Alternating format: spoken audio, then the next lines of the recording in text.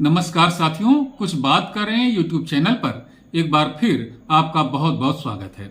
आज हम बात करेंगे उस चौपाई की जिसके कारण रामचरितमानस पर अक्सर विवाद खड़ा हो जाता है।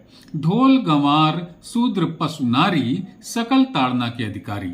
इससे पहले जो पंक्ति है वो ये है कि प्रभु भल कीन मोहि सिख दीन्ही मर ज्यादा पुनि तुम्हारी कीन्ही। समुद्र भयग्रस्त मानसिकता में रामचंद्र जी से कहता है कि प्रभु आपने अच्छा किया जो मुझे सीख दी, और ढोल गंवार शूद्र पशु नारी सकल ताड़ना के अधिकारी, ये बात उसने कही समुद्र ने रामचंद्र जी से। अब इस चौपाई का अर्थ करने वाले ताड़ना और प्रताड़ना में फर्क नहीं समझते। वो ताड़ना को प्रताड़ना से जोड़ते हैं, और प्रताड़ना का जो अर्थ होता है वो होता है कि अत्याचार, उत्पीड़न और बल प्रयोग के द्वारा किसी को अगर कष्ट दिया जाए तो वो होती है प्रताड़ना। और ताड़ना का अर्थ होता है सूक्ष्म दृष्टि रखना, पैनी नजर रखना। जैसे हम लोग कहते हैं कि वो फला व्यक्ति को ताड़ रहा था, यानी कि उस पर पैनी नजर रख रहा था, सूक्ष्म दृष्टि रख रहा था। अब अगर इस दृष्टि से इस चौपाई का अर्थ करें तो ढोल गंवार शूद्र पशु नारी पर सूक्ष्म दृष्टि रखने की बात की गई है। उन पर अत्याचार और उत्पीड़न और बल प्रयोग के द्वारा उनको कष्ट पहुंचाने की बात कतई नहीं की गई है। अब यहाँ पर यह बात उठाई जा सकती है कि नारी पर ही सूक्ष्म दृष्टि रखने की बात क्यों कही गई है, पुरुषों पर सूक्ष्म दृष्टि रखने की बात क्यों नहीं कही गई है। तो साथियों, नारी शब्द जब एक बार प्रयोग कर दिया गया तो पुरुषों के लिए गंवार शब्द का तो प्रयोग यहाँ पर किया ही गया है।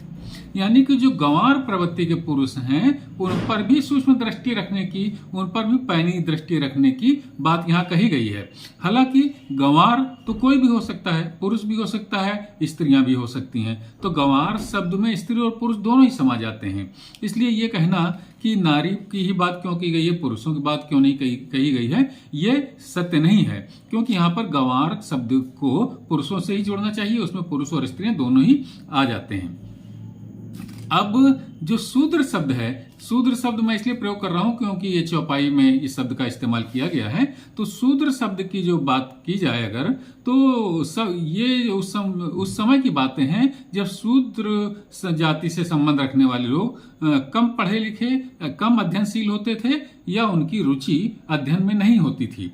उनके लिए कहा गया है कि उनके कार्यों की समीक्षा की जानी चाहिए, यानी कि उनके कार्यों पर सूक्ष्म दृष्टि रखी जानी चाहिए।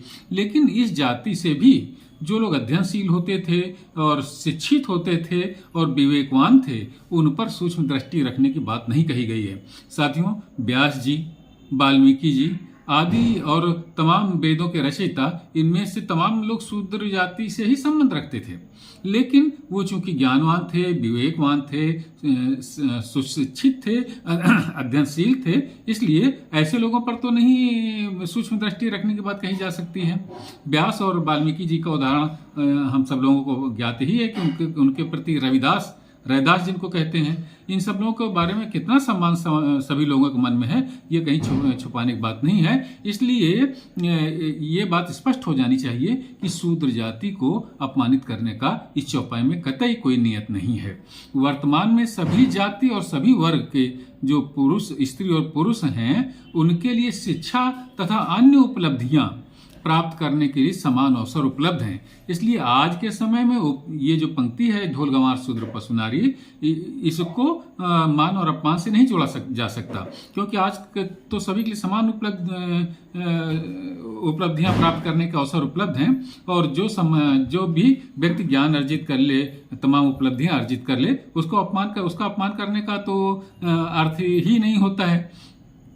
इसीलिए जो तत्काल जिस समय के लिए ये चौपाइयां लिखी गई हैं, उस समय में भी जो सम्मानित लोग हैं, चाहे किसी भी जाति से संबंध रखते हों, वो सम्मान पाते ही थे।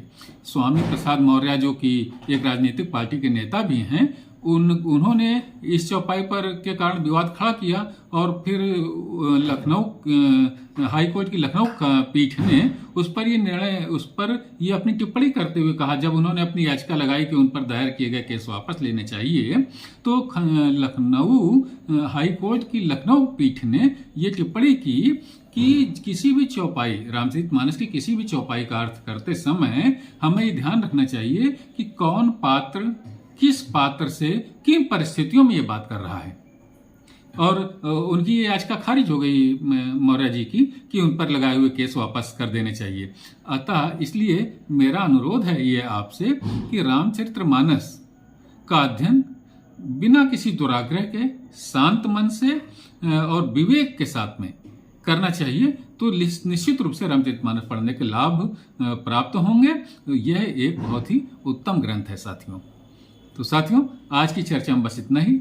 आपसे अनुरोध है कि अगर इस चैनल को सब्सक्राइब नहीं किया है तो कृपया सब्सक्राइब करें, अपना लाइक करें और अपनी टिप्पणियों से हमें जरूर अवगत कराएं। जय हिंद, वंदे मातरम।